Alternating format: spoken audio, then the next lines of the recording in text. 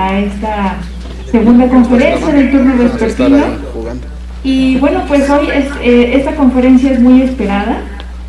Está con nosotros desde Nueva York el doctor Aldo Guzmán Sáenz. Me voy a permitir leer una pequeña semblanza de su trayectoria.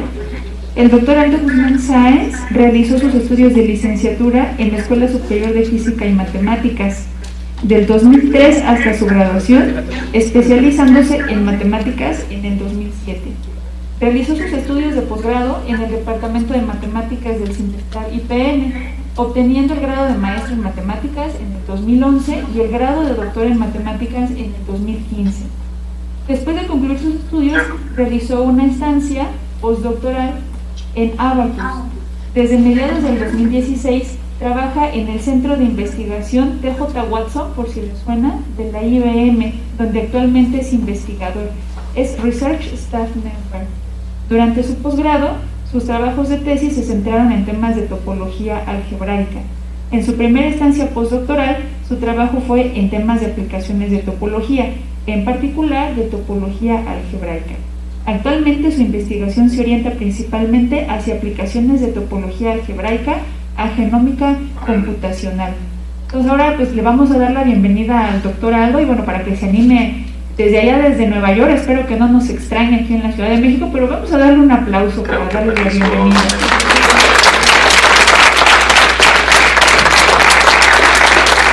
Adelante Aldo, bienvenido.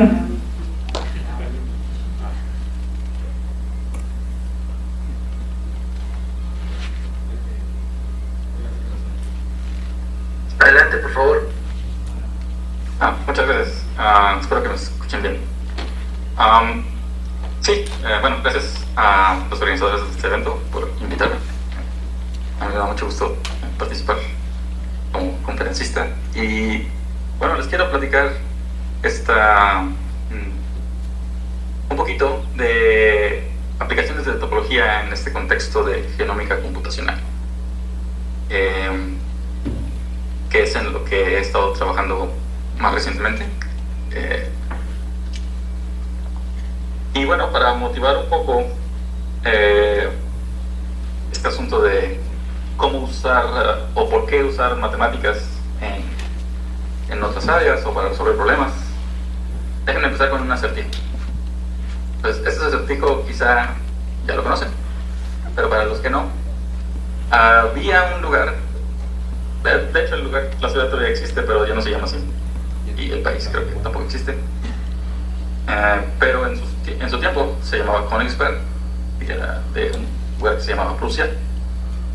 Y por ahí de los años 1700, gente, desde antes quizá, gente se preguntaba si era posible viajar por toda la ciudad cruzando cada puente exactamente una vez. Pues aquí en esta ilustración que les estoy enseñando, cada puente es indicado con estas líneas de este color como verde-azul. Y lo que está negro es como un río. Pues hay como esta especie de isla aquí. Y hay terreno arriba, terreno abajo, la islita y terreno aquí a la derecha. Y la gente se preguntaba esto. Y uno podría quizá justificar esta cuestión pensando en qué tal que alguien distribuye, no sé, algún tipo de material y quizá pesa mucho. Entonces lo que quieres es sí andar por toda la ciudad, ¿verdad? Pero no quieres quizá pasar por un puente porque como pesa mucho, el puente quizá no soporta el peso, o quizá se hacen embotellamientos en los puentes, cosas de ese estilo. Entonces, digamos que hay ciertas justificaciones para preguntarse algo así. No es nada más una pregunta que uno se hace como por ocio, necesariamente. Pero incluso si no tiene uno una justificación así, vamos a preguntárnoslo como un desastre, ¿no? ¿Se puede hacer esto? No se puede hacer esto. Y quizá uno sería intentar, ¿no? Espero que puedan ver mi cursor, pero si no, imagínense que uno empieza de cualquier punto de tierra. Vamos a suponer que no empezamos en un puente, ¿no?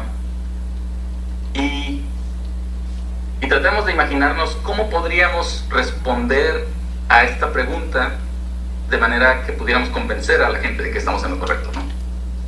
Ahora, para decir que es posible, es suficiente con exhibir un posible recorrido, ¿no? O sea, si decimos, mira, le haces así, te vas de aquí para acá, de aquí para acá, y así, así, así, y entonces ya recorriste toda la ciudad, eso quiere decir que ya la respuesta fue positiva a la pregunta. Sí pudiste viajar por toda la ciudad. Por otro lado, para decir que no se puede, es quizá un poquito más complicado, porque una manera, por ejemplo, sería agarrar todas las posibles maneras de recorrer la ciudad y decir, bueno, pues resulta que si checo todas una por una, en ninguna está la situación de la que pedimos, que cruzamos un puente exactamente una vez. Eso quiere decir que no se puede. Y bueno, quizá hay muchos caminos, no sabemos. Entonces, quizá es un poquito más complicado de lo que pueda parecer a primera instancia. Hay otras dificultades un poco que son fáciles, digamos, de eliminar, pero vale la pena mencionarlas cuando uno está comenzando a preguntarse estas cosas de por qué utilizar construcciones abstractas para tratar problemas en general. Y por ejemplo, no es lo mismo técnicamente empezar digamos, del terreno de arriba, pero empezando a la mitad del terreno. No es lo mismo empezar de ahí que empezar de la esquina de arriba a la izquierda, por ejemplo. Pero en realidad no, para efectos de esta pregunta, no es que sea lo mismo, pero no importa si uno empieza desde la parte de arriba, en medio, o desde la parte de arriba a la izquierda, o desde la parte de arriba a la derecha. Uno puede caminar en este terreno, no se sube a ningún puente en ningún momento, y después se va por el puente que uno quiere. Eso lo que nos sugiere es que la extensión de estos terrenos no es una cosa que usemos de manera fundamental en el problema. Quizá podemos olvidar ese tipo de información para intentar resolver el problema. Y en efecto, uno puede pensar en cada uno de estos puentes como algo que conecta dos, vamos a llamarles nodos o vértices. Cada uno de estos vértices corresponde a cada una de los territorios estos que se mostraban en la imagen anterior. Y entonces, la pregunta esta que nos hacíamos de que si es posible viajar por toda la ciudad, básicamente nos está preguntando si podemos caminar a lo largo de esta cosa que está aquí dibujada, que le podemos llamar gráfica, o que algunas personas le llaman grafos, cruzando todos los puentes exactamente una vez, pasando por cada una de estas aristas, vamos a llamarles, exactamente una vez.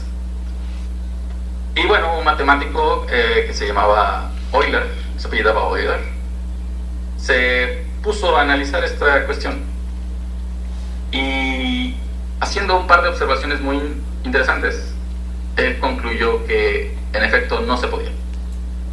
Y las observaciones son muy interesantes y vamos a ver cuáles son, ¿no? Una de las cosas que observó fue esto de la abstracción del problema a una gráfica. Otra de las observaciones fue una cuestión de conteo. Si uno se para en uno de estos nodos y uno quiere caminar a lo largo de la gráfica, uno puede pensar que uno empieza en un nodo y uno termina en otro nodo. Y puede que sea el mismo, puede que no. Pero noten que cualquier nodo que no sea el primero ni el último de este recorrido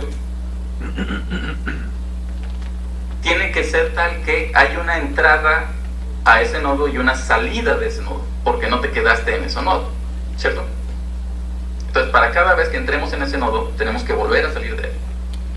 Eso lo que nos dice es que estos nodos, que no son ni el primero ni el último, tienen que tener una cantidad par de aristas que entran y salen de ellos. Pero, viendo a esta gráfica, vemos que este nodo tiene 3 aristas conectadas.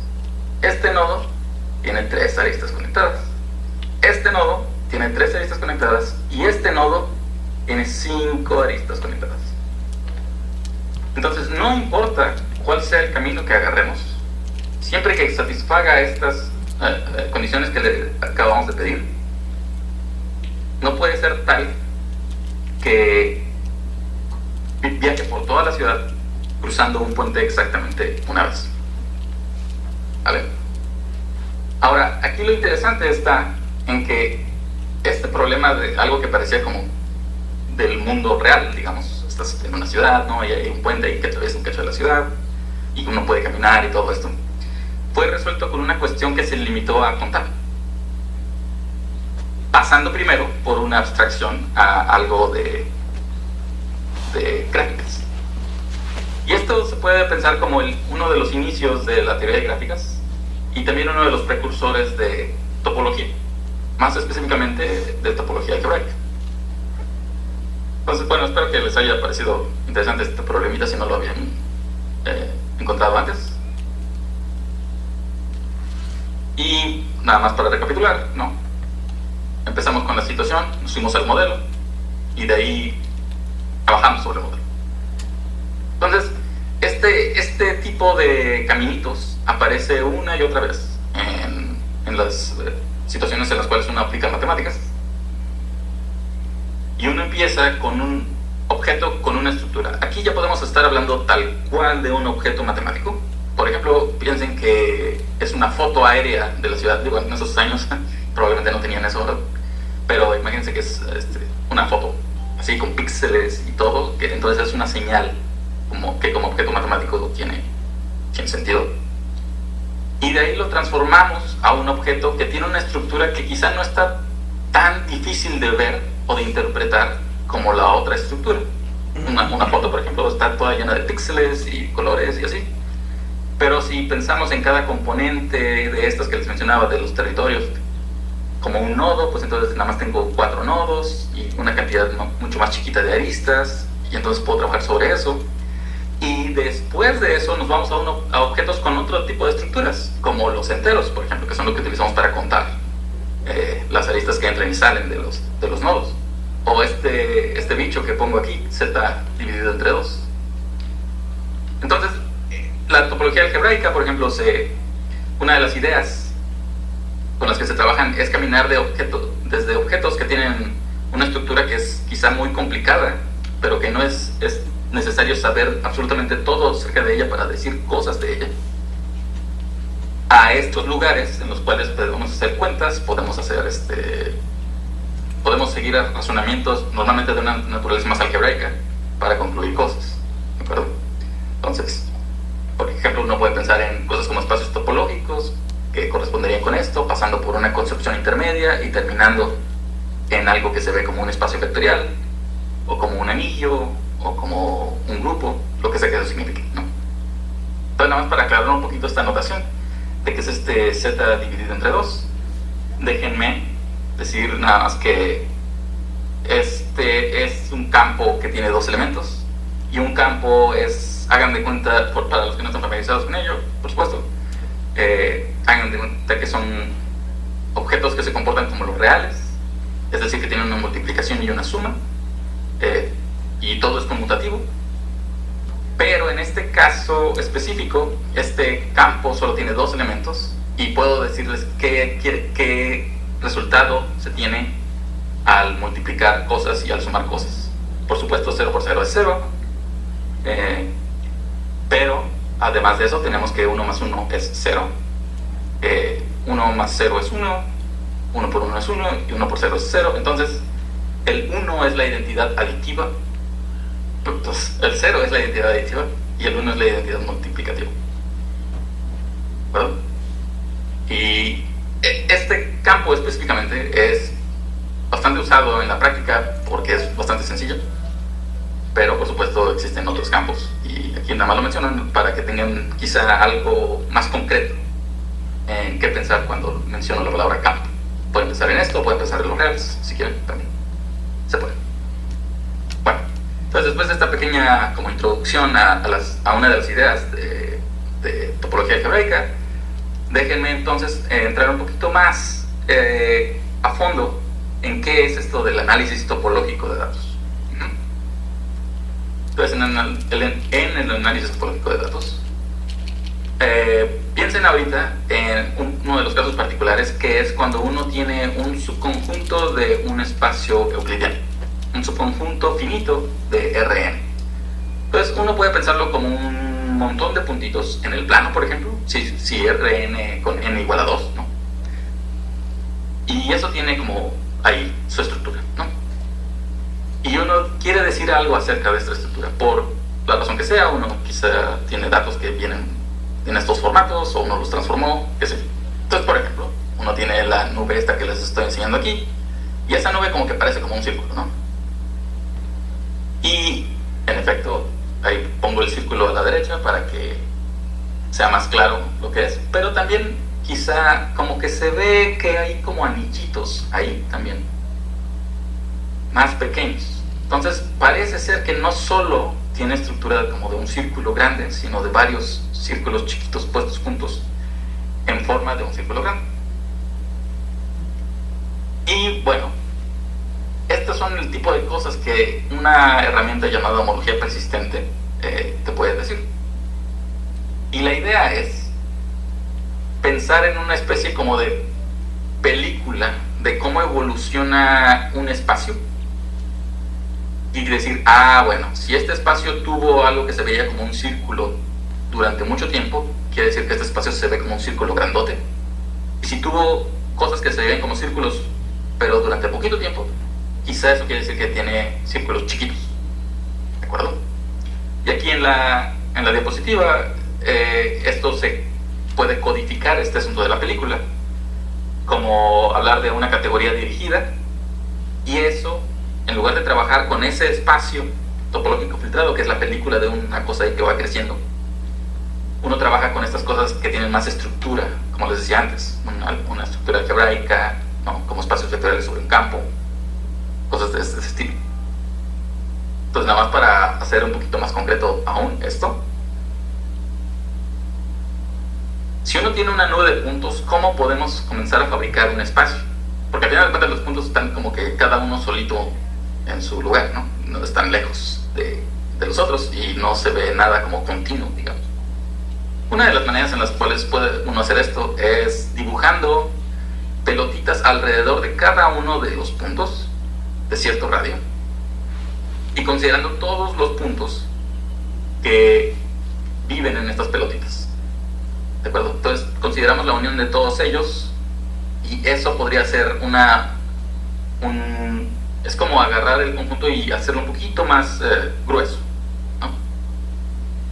Y aquí en la diapositiva les muestro cómo se vería una de estas pelotitas, y aquí arriba de manera un poquito menos clara se ven otras dos.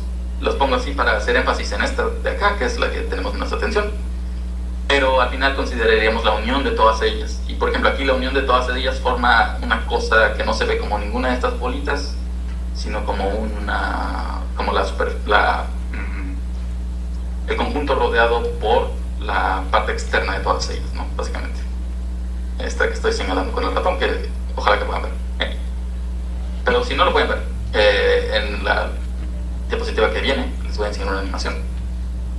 Pero aquí la idea entonces es que se imagine uno el radio de estas pelotitas creciendo, ¿de acuerdo?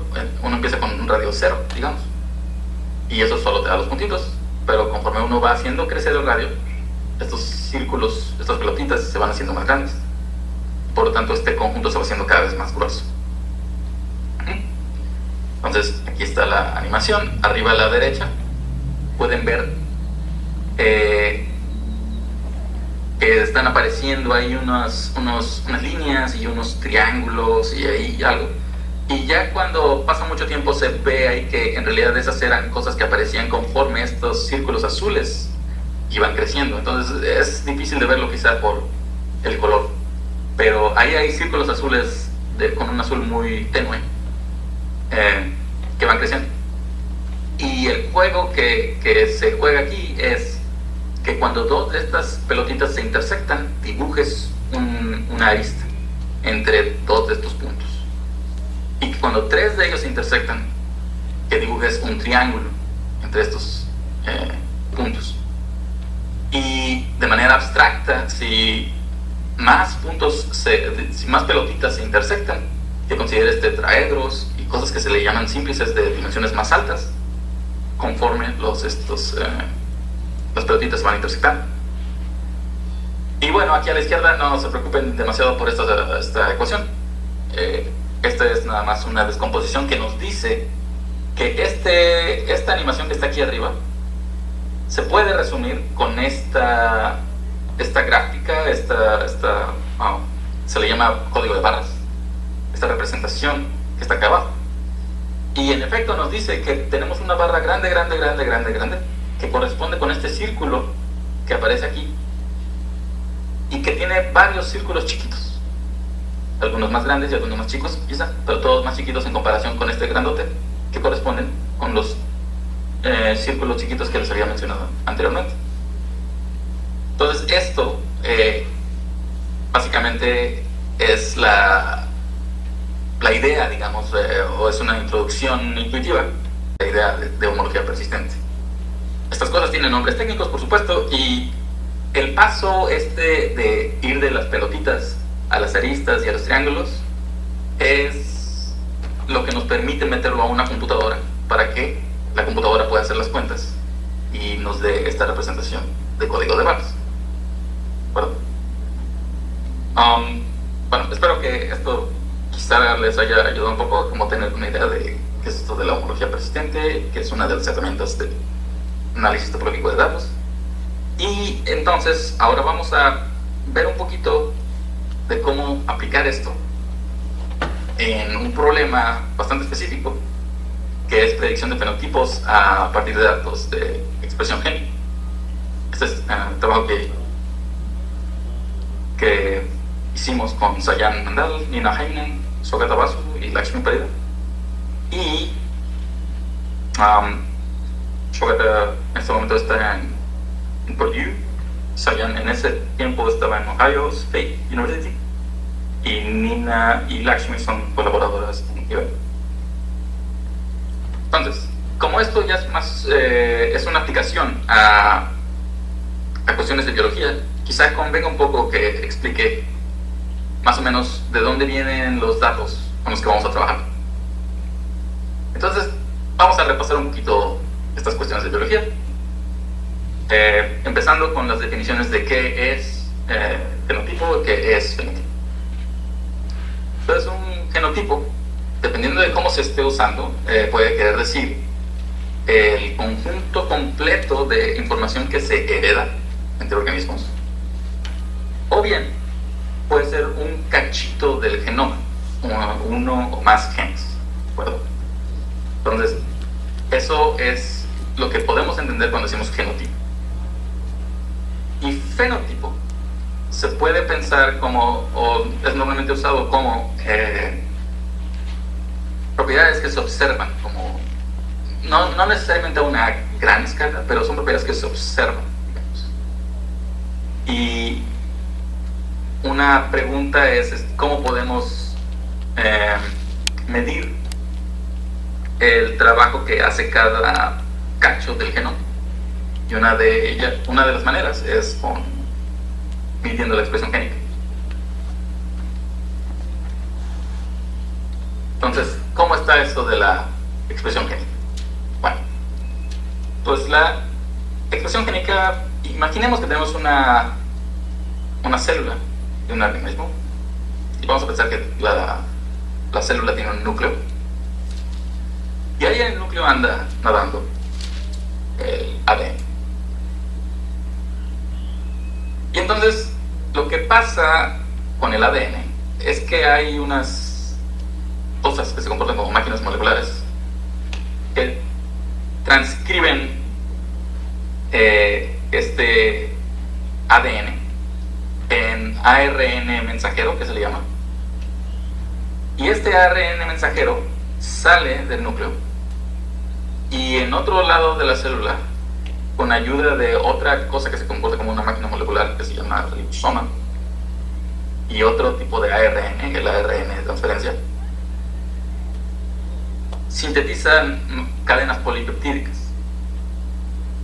son básicamente proteínas. pensar que los genes en el ADN, esto es regiones del genoma, ¿no? Se expresan sintetizando más cadenas polipeptídicas, o bien mediante la presencia de más ARN mensajero que produce otros posibles productos, ¿de acuerdo? Entonces, si observamos más de esta proteína que corresponde con este gen, decimos, bueno, quizá hay más expresión de este gen. O si observamos más ARN mensajero que corresponde a tal gen, quizá este gen está más expresado. Por supuesto, este tipo de cosas son medidas en laboratorios, y entonces ellos tienen protocolos para hacer todo esto. Obviamente no es tan sencillo como lo estoy mostrando aquí, ¿verdad? Pero esta es, digamos, la idea, ¿sale? O sea, uno no de alguna manera ve el ADN y ya dice, este gen está más expresado o no, necesariamente. Uno más bien, al menos en este protocolo específico, uno observa los productos asociados con ese. ¿Ok? Entonces, esto ya nos da como números, como datos. Entonces, uno puede pensar en que tiene un estudio de algún tipo de enfermedad. En este caso, vamos a hablar de la enfermedad de Parkinson, que, bueno, para los que no conozcan de ella, es un desorden neurodegenerativo que afecta neuronas que se le llaman dopaminérgicas. No sé la traducción en español, pero voy a decirlo así. Y afecta de manera general funciones motoras, pero hay también síntomas que no son de funciones motoras, como trastornos de comportamiento a la hora de dormir, o sea, como que trastornos de sueños, como que se dice, y también fallas cognitivas. Entonces es una enfermedad grave. Y bueno, uno quisiera saber qué posibles conexiones hay entre la expresión génica con la presencia o ausencia de esta enfermedad. Y bueno, esto es como toda una área de investigación, y una de las cosas que dijimos fue, bueno, ¿cómo podemos utilizar topología en este contexto? Entonces, la idea es empezar con los datos de expresión génica de los participantes, que corresponden con esto que les decía de los productos de proteínas y así, y tratar de decidir, utilizando cuestiones de topología algebraica y estadística y machine learning y todo este rollo, tratar de ver si podemos predecir el fenotipo a partir de estos datos. Entonces, ¿cómo podemos hacer? Resulta que uno puede pensar en cada uno de las columnas de esta matriz que les enseñé en la diapositiva anterior como un punto en un espacio que en este caso no era totalmente un espacio métrico, pero se comportaba de manera similar. Y uno lo que puede es agarrar un conjunto de entrenamiento de los participantes, de las muestras de los participantes, construir un espacio de estos a partir de esos datos, y después para nuevas muestras que uno obtenga de participantes que no estén en ese conjunto necesariamente, uno pueda de alguna manera proyectarlas hacia este espacio y, utilizando la topología de este espacio, determinar la presencia o ausencia del fenotipo. ¿De acuerdo? Entonces, queríamos, en resumen, tener una firma topológica para cada uno de los participantes, y queríamos que se pudiera aprender a partir de datos de entrenamiento y que pudiera aplicarse a datos no vistos antes. Y entonces, para ello decidimos utilizar correlación de la distancia, que es una manera de medir básicamente como que relaciones entre variables. Está muy relacionado con el coeficiente de correlación de Pearson. Y aquí en la diapositiva no se preocupen si esto no está muy claro, ¿verdad? No se preocupen por esto. El resultado de todo esto es que tenemos una noción de similaridad entre columnas de la matriz de Galois con la que empezamos, ¿de acuerdo? Entonces, si estamos restringiéndonos al conjunto de entrenamiento, pues tenemos ahora sí nuestro conjunto de puntitos en los cuales cada puntito es una columna considerando únicamente los puntos de entrenamiento. Ahora, eso nos da una nube de puntos, pero nosotros queremos para cada participante una nube, o quizá no una nube, pero sí un complejo simplicial o una firma topológica. Entonces lo que hacemos es proyectarlo, como les decía. Entonces aquí esquemáticamente estoy poniendo que para cada participante uno considera la misma nube de puntos, pero estas pelotitas que les había dicho al mero principio, cuando les explicaba la idea de la homología persistente, hacemos que crezcan de diversas maneras dependiendo de los datos de expresión génica de cada uno de los participantes. Esto da lugar a complejos simpliciales filtrados, que se llaman, con diferentes topologías. Por ejemplo, aquí podemos ver que la unión de las pelotitas estas forma esta cosa que está insertada aquí, y entonces podemos ver claramente dos ciclos, uno acá y uno acá, uno grande y uno chico. Y aquí podemos ver que este como que no formó el ciclo grande y nada más formó el ciclo chico, al menos en esta etapa de la filtración. Y entonces, ahora sí, para cada uno de los participantes ya tenemos uno de estos objetos algebraicos que nos va a decir, esperamos que nos diga algo acerca de si está el fenotipo. Y bueno, aquí en la diapositiva pongo ahí la formulita que utilizamos para calcular estos radios. Es pues es una cuestión técnica. También otra cuestión técnica que vale la pena mencionar quizás es que estoy diciendo aquí que estoy utilizando un complejo de Dieterich-Rips, y este asunto de que la unión de las pelotitas sea lo mismo que el complejo simplicial ese técnicamente es válido para una cosa que se le llama el complejo de Check, pero el complejo de Dieterich-Rips en un sentido bien definido no está muy lejos del complejo de Check. Entonces, y en la práctica es más sencillo trabajar con el de Dieterich-Rips, y por eso lo usamos. Y bueno, entonces ya eso ya está muy bien y todo, ya saben, si uno cree todo esto que va a funcionar hasta este momento, uno entonces ahora se encuentra en la sección en la que tiene los códigos de barras, y ahora uno de los problemas es cómo metemos estos códigos de barras a una computadora. Y hay cuestiones más técnicas acerca de estos códigos de barras, y es que no se llevan bien con estimadores estadísticos, hay problemas con los promedios y cosas así. Entonces, valores esperados, digo, es una de las cosas que uno desearía tener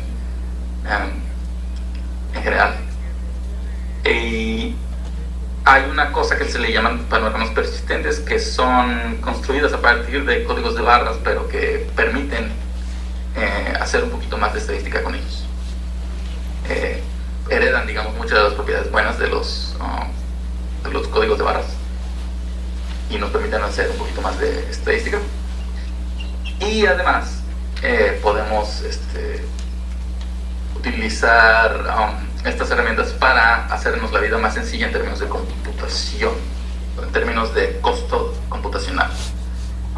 Resulta que hacer las cuantitas para las cantidades de datos con los que trabajamos en este problema específico toma algo de tiempo.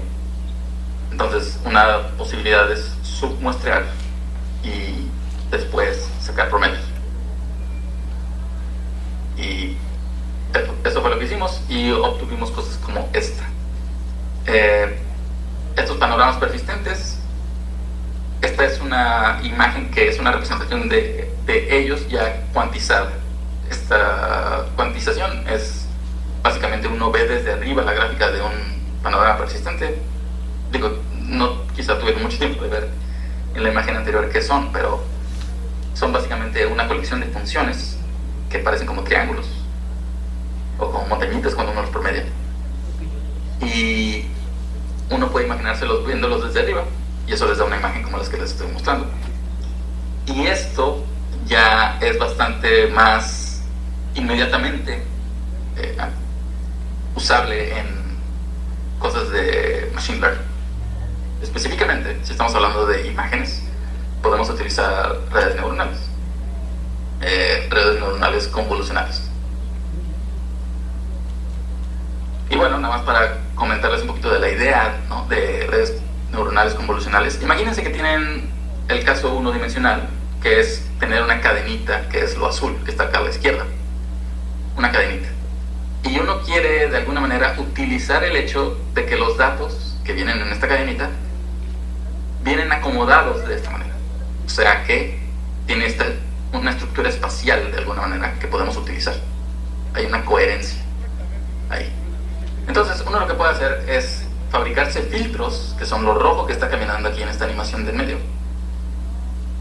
Filtros que caminen sobre esta cadenita, que hagan alguna operación, que en este caso suele ser algo que se ve como un producto punto, que es una correlación cruzada, pero también le llaman convolución porque recuerdan mucho ciertamente a lo que es una convolución, para los que han visto procesamiento de señales. Y entonces uno obtiene una salida, y lo que se entrena en la red neuronal son los valores que tiene este filtro. Entonces, no sé, valores que le ayudan a la red a resolver el problema son acomodados de tal manera que reaccionen a las entradas que se tienen. Y bueno, el análogo de esto en dos dimensiones es, en lugar de los filtros de que se vean como estos, una cadenita de 3 así, digamos, se vería como un cuadrito de 3x3, como esto que está aquí arriba a la derecha, y las señales no serían estas cadenitas azules, sino que serían como unas cuadrículas, ¿no?, azules. Pero el juego seguiría siendo el mismo. Este cuadrito chiquito de 3x3 caminaría a lo largo de la cuadrícula grande y produciría algo de salida. Por supuesto, esto que les menciono es hablando nada más de una capa, y en la red uno lo que hace es poner varias capas, ¿verdad?, dependiendo del tamaño, supongo, de la entrada o de la arquitectura en la cual se haya decidido uno. Y esta es básicamente la idea en estas cuestiones de redes neuronales convolucionales. Y entonces, en términos de resultados, resulta que cuando uno procesa estos datos de expresión química que ya están procesados antes con una herramienta que se llama Rodeo, uno tiene buenos resultados al emplear las redes neuronales convolucionales. En esta tablita, por ejemplo, podemos ver que el método TDA-CNN es este método que les decía, tiene como .87 y .89, y digo, quizás eso no suena tan impresionante, pero definitivamente suena mejor que algo que se queda como en menos de .5 en alguna de ellas. TPR y TNR, aquí nada más por completitud, es nada más cuántos verdaderos positivos, la relación, ¿no?, entre cuántos positivos reales tiene uno entre todos los, cuántos dijo uno que eran positivos entre cuántos eran positivos. Eso. Y los negativos lo mismo, pero bueno, con negativo. Y entonces uno lo que quiere es que esos números estén balanceados. Si uno de ellos es mucho más grande que el otro, eso normalmente lo que quiere decir es que tu clasificador está prediciendo más una cosa que otra cuando tienes imbalance de datos, ¿verdad? Y si están casi balanceados, eso quizás sugiere que todos la predicen como una sola cosa o algo así. Y bueno, aquí están los resultados de los dos métodos. Por completitud también incluimos algo que tomaba redes neuronales, pero en este caso era una red neuronal completamente conexa, y sí, no le fue tan bien. Bueno, entonces, resumen ya para terminar, nada más mencionar que, pues, como vimos, la topología de los datos tiene información que uno puede utilizar para realizar ciertas tareas, ¿no? Y es puede ser bastante fructífero conectar diferentes herramientas, tanto de matemáticas como de computación, ¿no? Para resolver problemas. En este caso, cosas de computación, cuestiones algorítmicas, cuestiones de machine learning, conectaron con cosas de topología, ¿no? Ideas más abstractas, quizás. Y no solo eso, sino que también estamos viendo cómo conectar ideas de diversas disciplinas. Empezamos con cosas que son como de biología, pero estamos aplicando métodos matemáticos o computacionales para resolver problemas de ese rubro y quizá encontrar nuevas ideas que ayuden a desarrollar tanto la parte de las matemáticas como la de computación. Y por mi parte eso sería entonces todo. Gracias.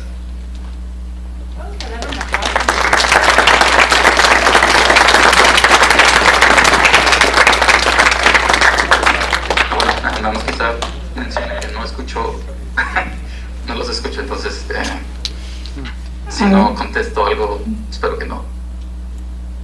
Tú sí me escuchas, ¿verdad, Francisco? Maestro, ¿no escuchas a la doctora Claudia? Hola, Aldo. Te escucho a ti. Hola, Aldo. Creo que no me escucho muy bien. Creo que no, ¿verdad? Bueno, entonces, a ver, no sé si Francisco me pudieras ayudar a lo mejor a transmitirle las preguntas. Ok. Sí, maestro, te van a hacer algunas preguntas del auditorio. Y bueno, yo a su vez te las voy a decir. Bueno, gracias. Bueno, pues no sé, en principio, si alguien de ustedes tenga alguna pregunta para el doctor. Sí, adelante, nada más que la vamos a dirigir hacia allá, hacia la parte de atrás. O incluso si puede venir el compañero. Mira, vas a conocer al doctor así en videoconferencia, ¿verdad?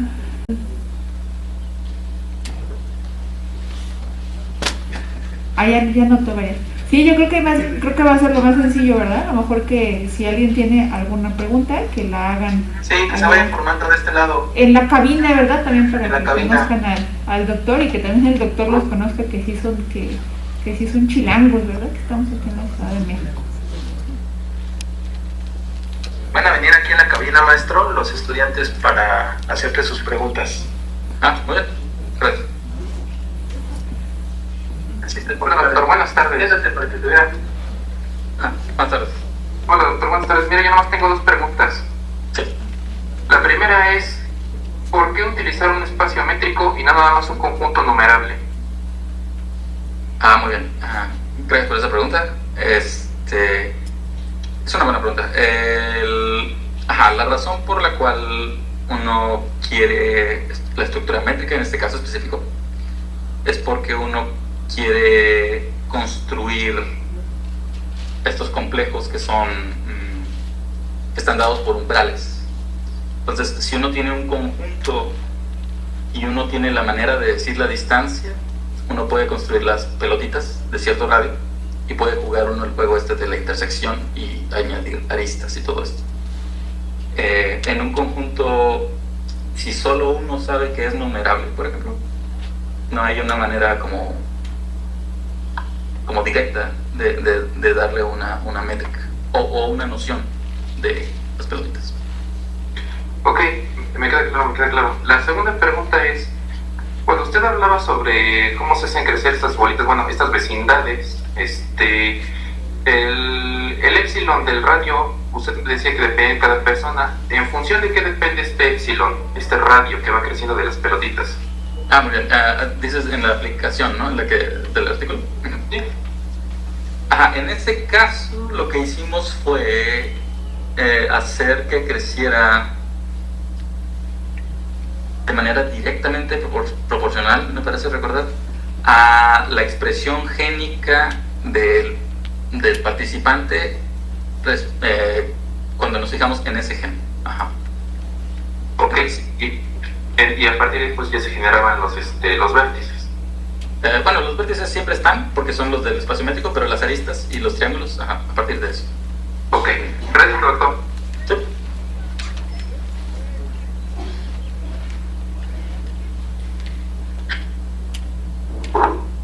Buenas tardes. No sabes. Una pregunta pues, fácil, ¿no? Porque apenas vamos iniciando la carrera. ¿Algún lugar donde pueda seguir un poco más sobre su trabajo? Me pareció interesante. Muchas gracias. Sí, bueno, tenemos una página de nuestro grupo de investigación en IBM. Supongo que puedo puedo proyectarla quizá ahorita. Déjame intentarlo. Pero si le pones Computational Genomics IBM en Google, eso te manda a nuestra página de investigación. O alternativamente, me puedes, si quieres, mandar un correo a la dirección que salía, que es aldo@ibm.com, y ya te puedo yo mandar una liga o referencias con artículos que quizá pudieras encontrar interesantes. Sí. Gracias. Sí. Gracias.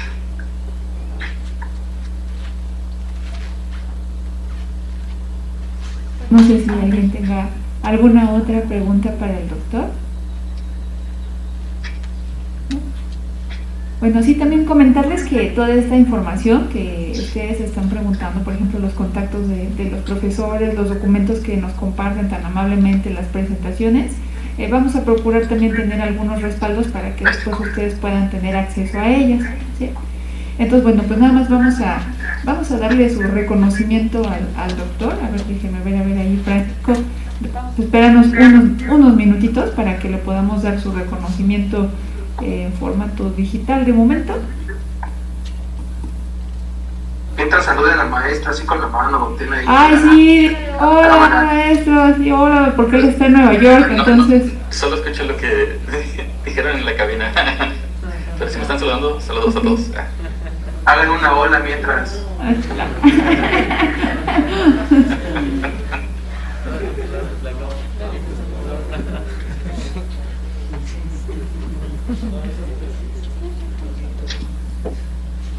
Denos un momento, maestro, un minuto. Claro que sí, no hay problema.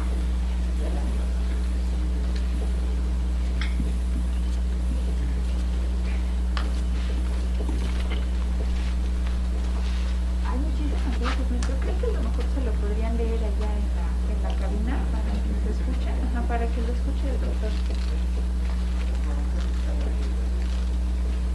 Bueno, mientras están listos allá en cabina, les voy adelantando que la conferencia que viene corre también a cargo de un doctor también muy especializado, el doctor Cristian Ávila, muy especializado también en cómputo cuántico. También los invitamos también para que se queden en esa conferencia. Desde la mañana también había un chismecito entre si la gente que se dedica a criptografía se va a quedar sin trabajo porque vienen los de cómputo cuántico. Entonces, pues ahorita el maestro Cristian pues nos va a decir a ver si sí es cierto, ¿no?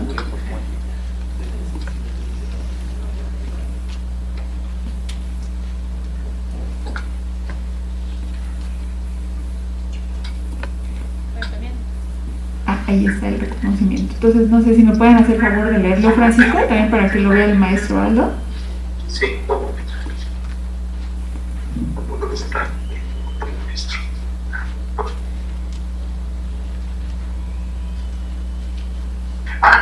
Desde aquí comparte Alex.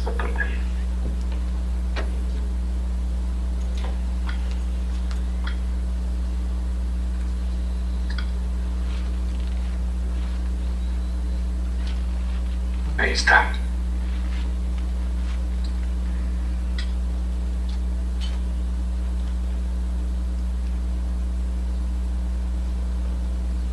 Muchas gracias por el reconocimiento.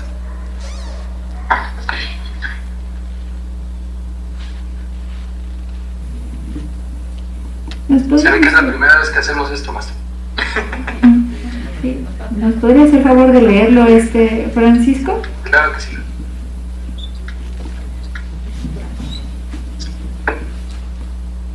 Bueno, le agradecemos agradecemos al doctor Aldo Guzmán Sáez.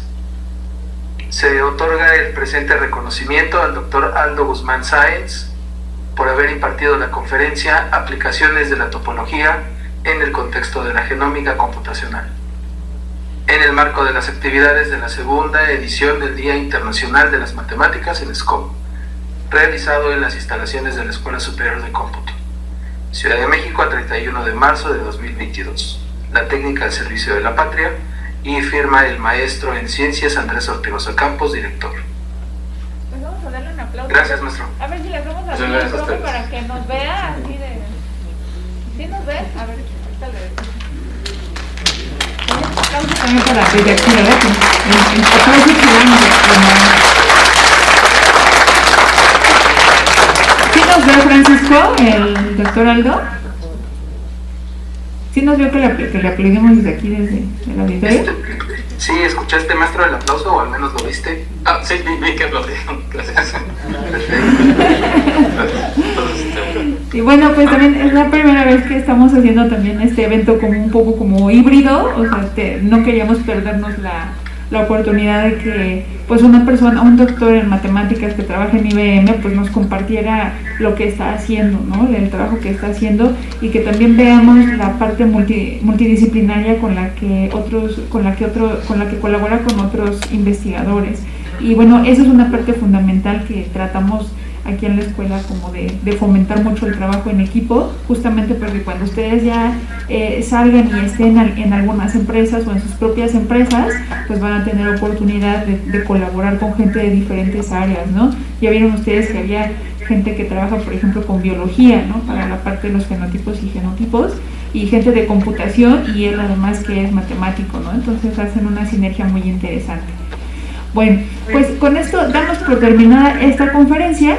Y bueno, vamos a iniciar, vamos a preparar mientras la conferencia del Perdón, vamos a despedir al maestro Aldo, que está aquí esperando ya por ahí. a que le demos la seriedad. Muchas gracias, doctor, por su plática, y que tengas buen día.